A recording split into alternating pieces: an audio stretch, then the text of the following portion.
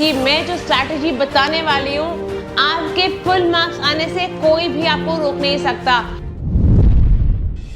How to attempt unseen passage, जो आपका section A है क्लास 10, बहुत ध्यान से सुनिए कि मैं जो स्ट्रैटेजी बताने वाली हूँ आपके फुल मार्क्स आने से कोई भी आपको रोक नहीं सकता।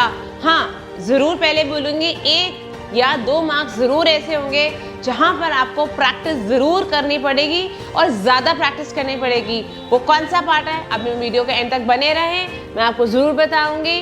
अब स्टार्ट करते हैं कि स्ट्रैटेजी क्या होनी चाहिए। देखो, मैंने बहुत सारे टीचर्स को सुना है ये बोलते हुए कि पहले क्वेश्चंस पढ़ लिया करो फिर पैसेज रीड करा करो। I think this is the not right strategy for attempting the unseen passage. According to so many scholars, according to so many teachers जिन्होंने बोर्ड एग्जाम्स की प्रिपरेशन कराई है इंग्लिश की, उनका कहना यही है, इनफैक्ट मेरा भी यही कहना है, मुझे भी 20 years हो गए ऐसे फील्ड के अंदर, मेरा भी यही कहना है कि सबसे पहले आपको पैसेज पढ़ना चाहिए, उसके बाद आपको क्वेश्चंस रीड करने चाहिए। एंड सबसे इम्पोर्टेंट बात ये है कि पहले जो आपकी रीडिंग के पैसेज आते थे, रीडिंग सेक्शन के पैसेज, और जो अब पैसेज आते हैं उनका लेवल थोड़ा सा इंक्रीज हो गया है। पहले होता था कि आपने क्वेश्चन पढ़ा, उससे मिलता जुलती लाइन आपने पैसेज में ढूंढी, कॉपी पेस्ट किया और आपके मार्क्स आ गए। बट गाइज, अब ऐसा कुछ नहीं है। अब क्या है वो भी मैं आपको बताने वाली हूँ, बट इससे पहले आपको जो एक हैबिट अपने अंदर इनकलकेट करनी है, अपने अंदर ये आदत बनानी है, वो होनी चाहिए रीडिंग की। आपको 15 से 20 मिनट हर रोज रीड करना है। और रीड क्या करना है, आप यू लाइक के सैम्पल पेपर्स लीजिए और उनके अनसीन पैसेज को रीड करने की आदत डालिए। बिकॉज आधे से ज़्यादा बच्चों को तो उसकी लैंग्वेज ही समझ में नहीं आती है कि पैसेज एक्चुअली कह क्या रहा है। तो सबसे पहले आप कोई भी अच्छी बुक खरीदें, मैं यू लाइक रेकमेंड करूँगी, आप यू लाइक खरीदें और उसके अनसीन पैसेजेस को रीड करना स्टार्ट करें और उसकी अंडरस्टैंडिंग बढ़ाएं कि एक्चुअली हम एक जो पैसेज की लैंग्वेज होती है वो कैसे आती है। ठीक है, उसके बाद आपके केस पे स्टडीज पैसेजेस आते हैं, उसमें हम ग्राफ्स को देखकर या उनकी केस स्टडी को देखकर ही घबरा जाते हैं। गाइस, घबराने की ज़रूरत नहीं है, ये भी बहुत ईजी है। It's a matter of understanding. अगर आपको समझ में आने लग जाता है कि उनको रीड कैसे करना है और उनको रीड करने की स्ट्रैटेजी क्या होती है, जब आप अपने पैसेज को रीड कर रहे हैं तो जो आपके पास डेटा दे रखा है या आपके जो ग्राफ दे रखा है या आपको कोई पाई चार्ट दे रखा है, उसके साथ कुछ भी इंफॉर्मेशन दे रखी है, आप उस टेबल को ध्यान से साथ साथ में देखते रहें कि हाँ, केरला में लेट्स से पॉपुलेशन इतनी थी, अब इतने % बढ़ गई है, इस ईयर में इतनी बढ़ गई है। तो जब जैसे जैसे आपके पास इंफॉर्मेशन आती जा रही है, वैसे वैसे आप उस डेटा से अपने आप को कनेक्ट करते जाने। कनेक्शन बहुत इंपॉर्टेंट है कि जो हम पढ़ रहे हैं और जो हमें नज़र आ रहा है वो कैसा चल रहा है। अगर आपने कनेक्शन बनाना सीख लिया तो केस पे स्टडी का भी पैसेज अटेम्प्ट करना बहुत मुश्किल की बात नहीं है। ठीक है, तो अपनी रीडिंग की हैबिट को ज़रूर इनकलकेट करें, क्योंकि इसी से आप अनसीन पैसेज में मार्क्स अच्छे ला सकते हैं। नंबर 2 मोस्ट इम्पॉर्टेंट पॉइंट, पहले मैंने बताया कॉपी पेस्ट करते थे, आंसर सेम ढूंढा, वही क्वेश्चन से रिलेटेड एक स्टेटमेंट ढूंढी और आंसर लिख दिया।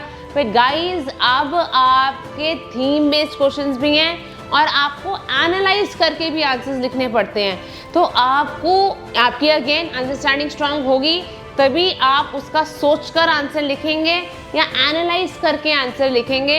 इसलिए अब आपके लिए reading of passages very very important. और जब आप लिखते हैं तो उसके आंसर्स भी ज़रूर चेक करें। यू लाइक के सैम्पल पेपर्स में क्या होता है, पहले आपके पास पैसेज होता है, फिर उसके क्वेश्चंस होते हैं, फिर उसके आंसर्स भी दे रखे होते हैं। फिर आप ज़रूर चेक करें जो मैंने लिखा, जो मैंने लैंग्वेज यूज़ करी है, क्या वो एप्ट है, क्या वो उस लेवल को मैच कर रही है जो मेरी टीचर मेरे लिए सोच रही होगी। ठीक है, बिकॉज अनसीन पैसेज से मैं कहूँगी फ्री के मार्क्स होते हैं। इसके लिए हमें एक धुरंधर सी प्रैक्टिस चाहिए। प्रैक्टिस करो करो करो, एटलीस्ट आप अपने बोर्ड एग्जाम से पहले 30 से 40 पैसेजेस की प्रैक्टिस ज़रूर करेंगे, तब आपके मार्क्स काटने से आपको कोई भी नहीं रोक सकता। सीरियसली अगर आप देखिए, अगर आप 2 दिन में भी 2 पैसेजेस करते हैं, ओ सॉरी 1 दिन में, तो चलो 1 दिन कहती हूँ, एक पैसेज करने में आपको 15 से 20 मिनट्स लगते हैं, आप 1 दिन में 2 पैसेज भी करते हैं तो आप महीने में आराम से 40 पैसेजेस निकाल सकते हैं। इससे ज़्यादा ही कर सकते हैं, ये तो मैं मिनिमम की बात कर रही हूँ, बट ये नॉन नेगोशिएबल है, ठीक है। करना है मतलब करना है, इसमें चूक नहीं होनी चाहिए, बिकॉज ये 20 मार्क्स बहुत बहुत इंपॉर्टेंट होते हैं और जो स्कोर करना भी आसान होते हैं। अब जो सबसे इम्पोर्टेंट पॉइंट है, जब आपने थीम बेस्ड बनाना सीख लिया, एनालाइज करके लगाना सीख लिया, हमें आंसर्स कैसे लिखने हैं, उसके बाद आते हैं मैम सिनोनिम्स को कैसे लिखें। Write the synonym of this word given in the para this, या write the antonym of this word given in the para this.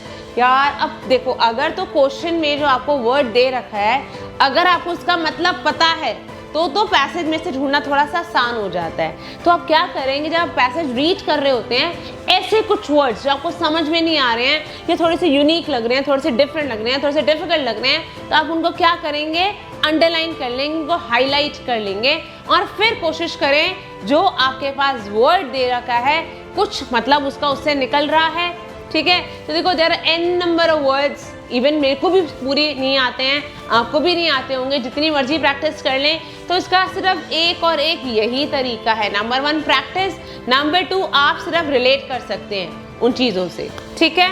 तो ये रही आपकी रीडिंग पैसेज करने की स्ट्रैटेजी। आपको कोई भी डाउट हो कमेंट सेक्शन में ज़रूर लिखें। Thank you, thanks a lot and best of luck for exams. This is Mansi Bajaj, your coach, your mentor.